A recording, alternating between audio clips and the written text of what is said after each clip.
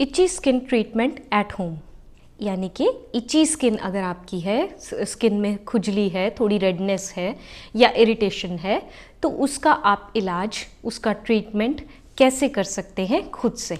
इची skin एक बहुत commonly day to day face होने वाला एक चैलेंज है, एक प्रॉब्लम है जो कि जनरली किसी न किसी ने एक बार या दो बार अपनी लाइफ में ज़रूर फेस किया होगा। इची स्किन होने के बहुत सारे कारण देखे गए हैं, जैसे कि अगर आपको किसी तरह के कपड़े से, जैसे कि वुलन से या फिर कोई ऐसा सिंथेटिक क्लॉथ आपने पहना है, उससे आपकी स्किन में इचिंग हो सकती है। इसके अलावा अगर आप बहुत ज़्यादा केमिकल युक्त सोप या कोई डिटर्जेंट इस तरह का यूज़ करते हैं, वो भी आपकी स्किन में इचीनेस क्रिएट कर सकता है। इसके अलावा अगर हम डायरेक्टली फेस की बात करें तो कुछ कॉस्मेटिक प्रोडक्ट्स ऐसे होते हैं जो हमारी स्किन को नहीं सूट करते। लेडीज़ के केस में ये इशू ज़्यादा है, तो ऐसे इसका ओवर यूज़ की वजह से भी आपकी स्किन में इचीनेस हो सकती है, इरिटेशन हो सकती है। उसके अलावा एक किसी भी तरह का एलर्जिक रिएक्शन आपको इची स्किन दे सकता है। ध्यान देने की चीज़ ये है कि अगर आप कोई एक्सपायर्ड कॉस्मेटिक प्रोडक्ट भी यूज़ कर रहे हैं, वो भी आपकी स्किन को काफ़ी नुकसान पहुंचा सकता है। ये कुछ जनरल कंडीशंस थी जो कि हमारी स्किन को इचीनेस की तरफ लीड करती हैं। अगर क्रॉनिक डिजीज़ की बात करें तो कुछ स्किन की बीमारियां या कुछ दवाइयों के साइड इफ़ेक्ट्स या कुछ पर्टिकुलर डिजीज़ ऐसी होती हैं जिनकी वजह से हमारी स्किन इरिटेंट हो जाती है और इची हो जाती है। ये कंडीशंस, जैसे कि अगर किसी पेशेंट को सोराइसिस है, इसके अलावा अगर सीवियर केस में स्केबीज़ है या फिर रिंगवॉर्म इन्फेक्शन हो गई है, किसी ड्रग ने रिएक्शन करा है, एक्जिमा हो गया है। एक्जिमा स्किन की एक बहुत बुरी बीमारी है जिसमें पूरी स्किन बहुत इची, ड्राई और रैशेस भरी हो जाती है। इसके अलावा अगर सोराइसिस हो गया है, अगर आर्टिक एरिया में स्किन इचिंग और रैश है, तो ये कुछ ऐसी पर्टिकुलर कंडीशंस हैं जो कि एसोसिएटेड होती हैं किसी तरह की पर्टिकुलर क्रॉनिक बीमारी के साथ। आपको जनरल इचिंग में और किसी बीमारी के द्वारा हो रही इचिंग, दोनों में अपनी कंडीशंस पे ध्यान देना है। आपको पूरा ध्यान रखना है कि अगर आप किसी क्रॉनिक बीमारी से जूझ रहे हैं और स्किन की ये इरिटेशन उसकी वजह से है, तो आपको कोशिश ये करनी है कि आप खुद से खुद का इलाज ना करते हुए तुरंत अपने डॉक्टर की सलाह लें। ये तो बात थी कि किस तरह से आपको इचिंग हो सकती है, किन कारणों से इचिंग हो सकती है। क्योंकि इचिंग है तो इसके क्या सिम्टम्स रह सकते हैं। अगर इचिंग है तो आपका वो पर्टिकुलर एरिया लाल हो सकता है, वहाँ का थोड़ा सा टेम्परेचर हाई हो सकता है, अगर आप हाथ लगाएं थोड़ा गर्म लग सकता है। उसके अलावा खुजली हो सकती है। उसके अलावा ड्राई स्किन, आपकी स्किन ड्राई हो सकती है, स्केली हो सकती है। ये कुछ सिम्टम्स हैं जो कि आपके नॉर्मली कुछ समय बाद नहीं जा रहे हैं, तो आपको क्या करना है। जनरली स्किन एक बहुत सेंसिटिव ऑर्गन है जिसके साथ हम खुद से बहुत ज़्यादा छेड़छाड़ नहीं कर सकते, लेकिन कुछ सावधानियां अगर हम बरतते हैं तो वो हमें जनरल कंडीशंस में हेल्प करने में बहुत काम आती हैं। जैसे कि नंबर 1, अगर आपको इचिंग है तो आप सबसे पहले ये चीज़ ध्यान देंगे, आप अपनी स्किन को पूरी तरह से मॉइस्चराइज करेंगे। मॉइस्चराइज़र्स का यूज़ जनरली आपकी स्किन में मॉइस्चर को लॉक करता है, ड्राइनेस को ख़त्म करता है। उस वजह से आपकी इचिंग को ये धीरे धीरे कम करता है।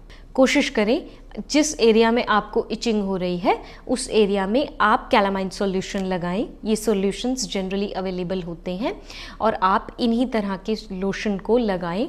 जब इचिंग हो रही है धीरे धीरे वो आपकी इचिंग को कम करेंगे। इसके बाद सलाह दी जाती है कि अगर आप उस एरिया को ठंडक पहुँचाएँ। ठंडक कैसे पहुँचा सकते हैं, या तो आप ड्राई और वेट आइस लेके उसको आइस पैक भी ले सकते हैं, उसकी हल्की हल्की आप सिकाई करें, या फिर आप वेट बाथ ले सकते हैं जो कि ठंडा वेट बाथ हो सकता है, जिसमें एक ऐसा टॉल जो कि गीला होता है उसको आप रेफ्रिजरेट करके उस पर्टिकुलर टॉल को आप यूज़ करके अपने एरिया को धीरे धीरे डैब करके उस एरिया को आप कूल रख सकते हैं। ऐसा करने से स्किन का टेम्परेचर कम हो जाता है। टेम्परेचर कम होने से कुछ माइक्रोब्स जो इचिंग कर रहे हैं वो सर्वाइव नहीं कर पाते और इचिंग थोड़े टाइम में सबसाइड हो जाती है। इसके अलावा अगर हम बात करें कि हम अगर मेडिकेटेड क्रीम्स की तरफ जाएं तो इचिंग के लिए बहुत सारी क्रीम्स अवेलेबल है।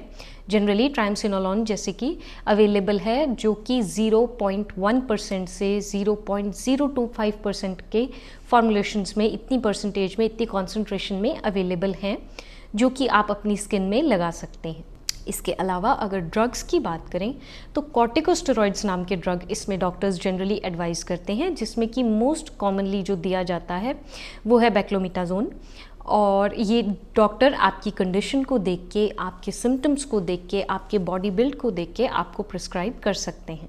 इसके अलावा कुछ और कॉमन चीज़ें जो हमें ध्यान में रखनी है वो ये हैं कि आपको अगर इचिंग है, प्रॉब्लम ज़्यादा है, तो आपको गर्म पानी से स्नान नहीं करना है, आपको नहाना है ल्यूक वार्म वाटर से, यानी कि गुनगुने पानी से।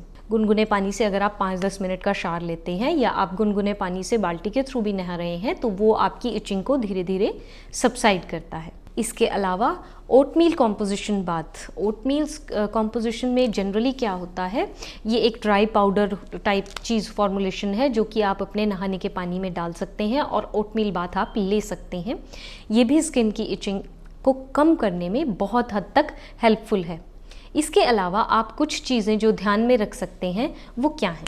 सबसे इम्पॉर्टेंट चीज़, अगर आपके सिम्टम्स किसी भी तरह से बढ़ रहे हैं, अगर आपके सिम्टम्स आपको ऐसा लग रहा है कि कम ना होने की जगह बढ़ रहे हैं, तो आपको क्या करना है, आपको अपने डॉक्टर से तुरंत सलाह लेनी है और आपको ये ध्यान रखना है कि उनकी प्रिस्क्राइब की हुई दवाइयाँ ही आप केवल लें।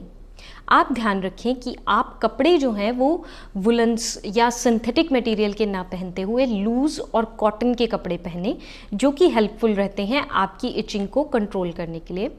आप मॉइस्चराइज़र अपनी स्किन में कॉन्टीन्यूसली लगाते रहें, धीरे धीरे मॉइस्चराइज़ करेंगे तो आपकी स्किन बेटर फील करेगी। ये कुछ चीज़ें हैं जो आपको ध्यान रखनी हैं। इसके अलावा फ्रेगरेंस वाली चीज़ें, जैसे कि अगर किसी में बहुत ज़्यादा खुशबू किसी लोशन में, वो आप अवॉइड करें। केमिकल सोप्स आप अवॉइड करें, डिटर्जेंट्स आप अवॉइड करें, खुशबू जिसमें बहुत ज़्यादा है ये चीज़ें आप अवॉइड करें। तुरंत अपने डॉक्टर से सलाह लें अगर इचिंग 2 हफ्ते से ज़्यादा है। इसके अलावा अगर इचिंग के साथ आपको ब्लिस्टर्स, छाले, खुजली, जलन ये बीमारियाँ बढ़ रही हैं या फिर किसी क्रॉनिक डिजीज़ के साथ ये बढ़ रहा है। होपफुली इचिंग के ऊपर ये वीडियो आपको पसंद आई होगी। वीडियो अच्छी लगी है तो इसको लाइक, शेयर, सब्सक्राइब ज़रूर करें।